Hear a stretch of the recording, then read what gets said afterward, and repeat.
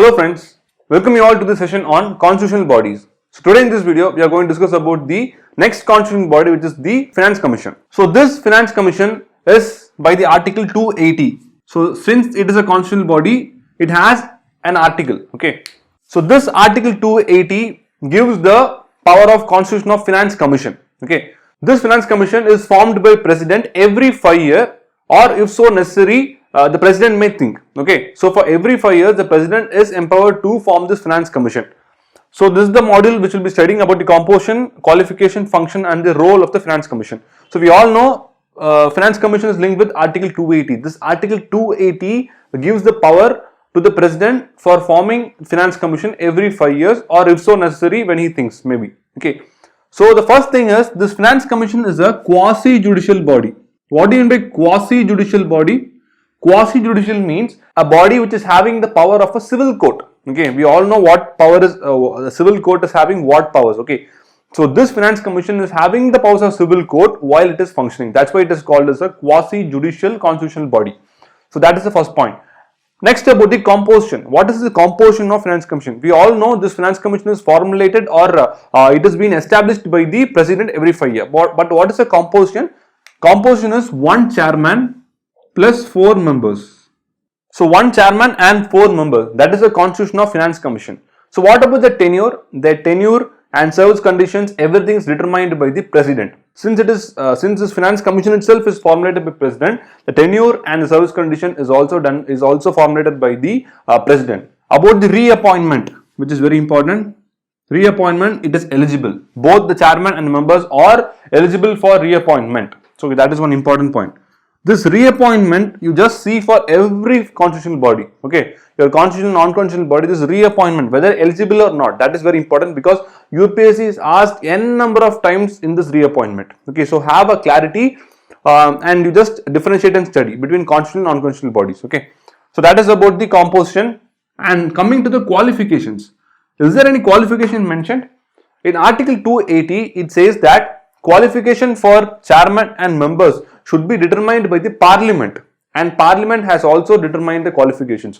The qualification for chairman is he should have a good knowledge in public affairs. That is the qualification for chairman.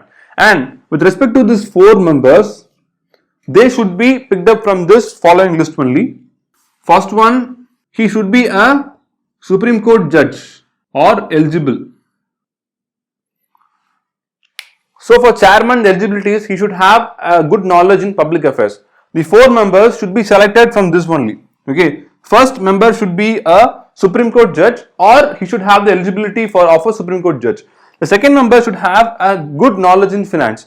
The third member should have a well experience in financial matters and administration also. The fourth one, the member should have a special knowledge in economics. Okay, so that is the qualifications as prescribed by the Parliament.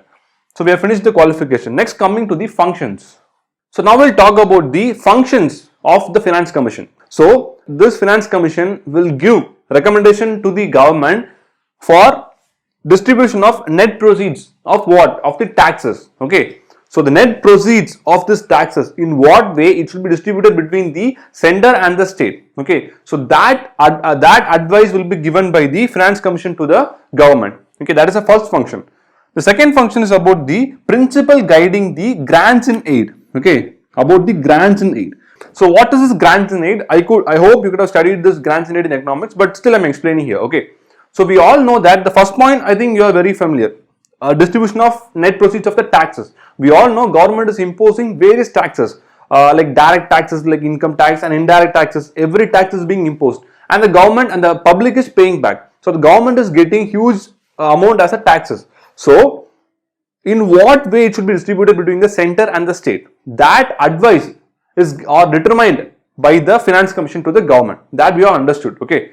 Apart from these taxes, some states need more money. We can't say that every state is in a progressive way, because some states they will be lagging behind due to lack of resources, or due to more number of scheduled tribes and scheduled castes, so they may be lagging. So some states will be lagging in some resources. Okay, so this is the prime role or prime function of the Finance Commission, to identify those states and give them the extra money. Okay, provide them the extra financial comfort. That is known as the grants in aid. I hope you could have studied in this grants in aid in economics. This is an important topic. In grants in aid, we have two types. One is statutory and one is discretionary. Statutory grants in aid means that is a compulsory one, mandatory one, and the discretionary means it is an optional thing. Okay, and other grants, we have three types of grants in aid, preferably. So that principle, in what way, what is the principle the Finance Commission is involving for distributing this grants in aid? That is very important function. Okay. The third one is augment the Consolidated Fund of India. So we have some three types of fund. One is known as the Consolidated Fund of India. So this is the main fund of India. The every taxes and every income of the government will go to this Consolidated Fund of India. Okay. And all the expenditure also is done from this Consolidated Fund of India only. Okay. Basically it is an savings account of country India, like that only. Okay. So all the revenues will be routed to this Consolidated Fund of India, and for the expenditure, from this Consolidated Fund of India, in simple terms, to take money out of this Consolidated Fund of India, it needs the Parliament's assent. Okay, you should put a bill, and that you should get the assent of both of the Parliament. Then only you can take even a penny from this Consolidated Fund of India. The other next type of fund is the Public Account of India. Okay, I told some. Most of the revenues will go into this Consolidated Fund of India. Okay, the remaining revenues like fees, penalties, like those things will be routed to the Public Account of India. And to take money from this Public Account of India, you don't need any approval from the Parliament. That is one thing. The third important fund is the Contingency Fund of India. What is contingency? If there is an economic recession, or COVID pandemic is there, like that, some unforeseen situation has been happened, then it is the responsibility of the president. This contingency fund is entirely under the hands of president. Okay, usually the secretary, Ministry of Finance, will be handling this Contingency Fund of India on behalf of the president. The usual maximum limit of this contingency fund is 500 crores. Okay. So this Contingency Fund of India will always be maintained, and if there is some unforeseen situation, president will authorize to take from this fund. Okay, so this also doesn't need the Parliament's assent for taking. Okay, once the expenditure is done, then it needs the Parliament's assent. So this is the three types: Consolidated Fund, Public Account, Contingency Fund. Okay, Consolidated Fund, most of the revenues will be routed to this, like taxes, everything will be routed to the Consolidated Fund of India. For taking out even a penny, you need Parliament's approval. For Public Account of India, the other resources apart from Consolidated Fund of India will be routed to the Public Account of India. But for taking a penny from Public Accounts of India, you don't need Parliament's approval. Contingency Fund of India completely comes under the ambit of President. Okay, it is used for an unforeseen situations. President can take money out of it, but after the expenditure, it has to get the Parliament's assent. The President has to give a proper reason for that. So that is the three funds. So now coming to this augment Consolidated Fund of India. What is augment? Augment means improving, strengthening. That is augment. Okay. So in what ways this Consolidated Fund of India can be improved? In what way we can get more revenue? That has to be advised by Finance Commission to the government. That is also another important function of this Finance Commission. The last one is any matter finance. Okay. Any matter with respect to finance referred by the President will come under the function of the Finance Commission. So this is the functions of Finance Commission.